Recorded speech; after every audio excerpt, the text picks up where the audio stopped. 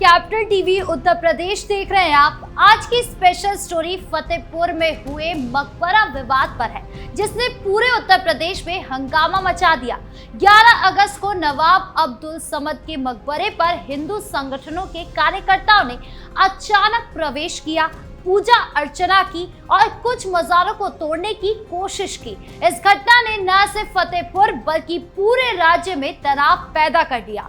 Samajwadi party के नेता अखिलेश यादव ने इस मामले को तूल देकर इसे सत्तारूढ़ बीजेपी पर हमला करने का मौका बना दिया।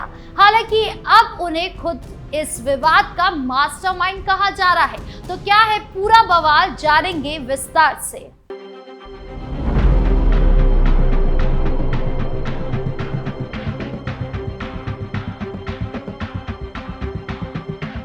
फतेहपुर के आबू नगर में स्थित नवाब अब्दुल समद का मकबरा, जो करीब 200 साल पुराना है, अचानक सुर्खियों में आ गया। इस मकबरे को लेकर हिंदू संगठनों ने दावा किया कि ये पहले भगवान शिव और श्री कृष्ण का मंदिर था, जिसे बाद में मकबरे में बदल दिया गया। 11 अगस्त को मठ मंदिर संरक्षण संघर्ष समिति, विश्व हिंदू परिषद और बजरंग दल जैसे संगठनों ने मकबरे में प्रवेश किया, भगवा झंडा लहराए, हनुमान चालीसा का पाठ किया और कुछ मज़ारों को तोड़ने की कोशिश की।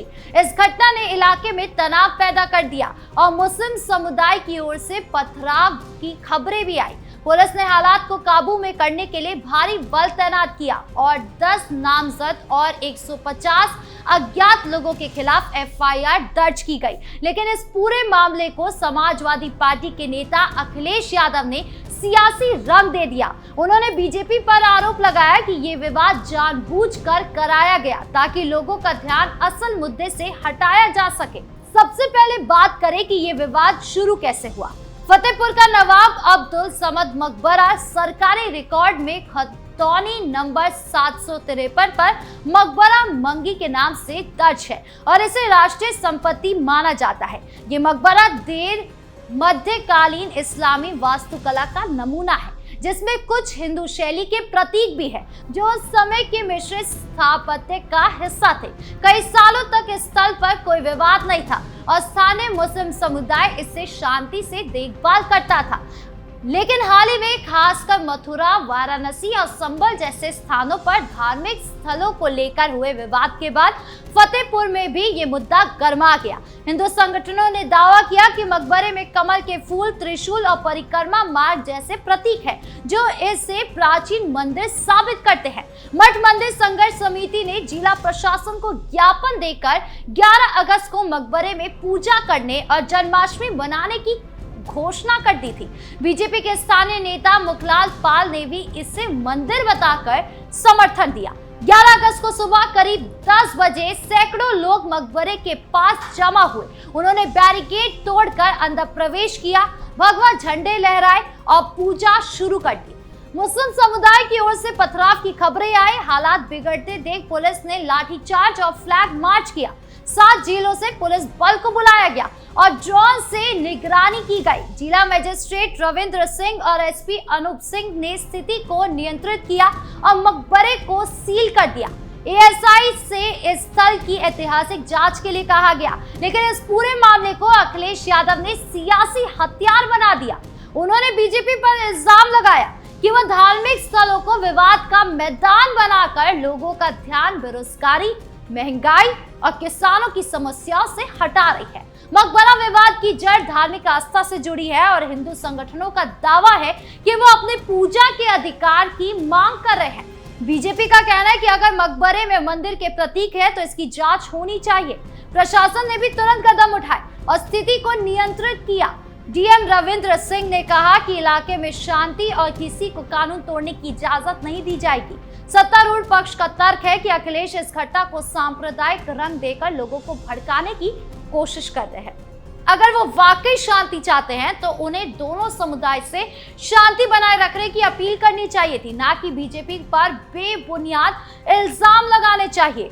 अखिलेश का कहना है कि बीजेपी ने फतेहपुर में जानबूझकर विवाद पैदा किया ताकि लोगों का ध्यान असल मुद्दे से हटे, लेकिन सत्तारूढ़ पक्ष का जवाब है कि ये दावा बेतुका है। मकबरे का विवाद कोई नई बात नहीं है। पिछले 18 सालों में ये मुद्दा समय समय पर उठता रहा है। 2007 में भी हिंदू संगठनों ने इस मंदिर बताकर पूजा की मांग की थी और तब भी मामला कोर्ट तक पहुंचा था। सत्तारूढ़ पक्ष का कहना है कि अखिलेश उस समय सत्ता में थे, लेकिन उन्होंने इस विवाद को हल करने के लिए कुछ नहीं किया। अब जब प्रशासन और एएसआई इसकी जांच कर रहे हैं तो अखिलेश को चाहिए कि वो इस प्रक्रिया का समर्थन करे, ना कि इसे सियासी मुद्दा बनाए। सत्तारूढ़ पक्ष का तर्क है कि अगर मकबरे में मंदिर के सबूत मिलते हैं तो ये ऐतिहासिक सत्य को सामने लाने का मामला है, ना कि सांप्रदायिक तनाव पैदा करने का। विपक्ष खासकर अखिलेश ने इस घटना को बीजेपी की साजिश बताकर लोगों में भ्रम फैलाने की कोशिश की है। सत्तारूढ़ पक्ष का कहना है कि अखिलेश का ये रवैया गैर जिम्मेदाराना है। अगर वो वाकई फतेहपुर की शांति चाहते हैं तो उन्हें लोगों को भड़काने की बजाय शांति की अपील करनी चाहिए। बता दूं कि मकबरे में तोड़फोड़ की घटना को पुलिस ने तुरंत काबू में किया और 160 लोगों के खिलाफ एफआईआर दर्ज की गई। इसमें बीजेपी के स्थानीय नेता पुष्पराज पटेल और बजरंग दल के धर्मेंद्र सिंह जैसे लोग शामिल हैं। इससे साफ है कि प्रशासन किसी को बख्श नहीं रहा है, चाहे वो किसी भी पक्ष का हो। लेकिन अखिलेश ने इस कार्रवाई की तारीफ करने की बजाय इसे बीजेपी की साजिश बता दिया। सत्तारूढ़ पक्ष का तर्क है कि अगर अखिलेश को लगता है कि प्रशासन गलत है तो उन्हें कोर्ट में जाने का रास्ता अपनाना चाहिए, ना कि सड़कों पर बयानबाजी करनी चाहिए। इस विवाद में एक और अहम बात यह है कि प्रशासन ने तुरंत कदम उठाए, मकबरे को सील कर दिया, एएसआई से ऐतिहासिक जांच की मांग की गई। सत्तारूढ़ पक्ष का कहना है कि ये पारदर्शी और निष्पक्ष प्रक्रिया है। अगर मकबरा वाकई मंदिर था तो एएसआई की जांच में सच्चाई सामने आएगी। और रही बात अखिलेश की, तो फतेहपुर के मकबरे को लेकर हुए विवाद में एआईएमआईएम कार्यकर्ताओं ने सीधे सीधे अखिलेश को मास्टरमाइंड करार दिया है। एआईएमआईएम के कार्यकर्ताओं ने इस घटना के पीछे समाजवादी पार्टी की साजिश बताया और अखिलेश यादव पर निशाना भी साधा। एआईएमआईएम का कहना है कि सपा इस विवाद को हवा देकर मुस्लिम वोट बैंक को लुभाने की कोशिश कर रही है। उनका दावा है कि सपा ने इस मुद्दे को जानबूझकर तूल दिया ताकि अल्पसंख्यक समुदाय में अपनी पैठ मजबूत कर सके।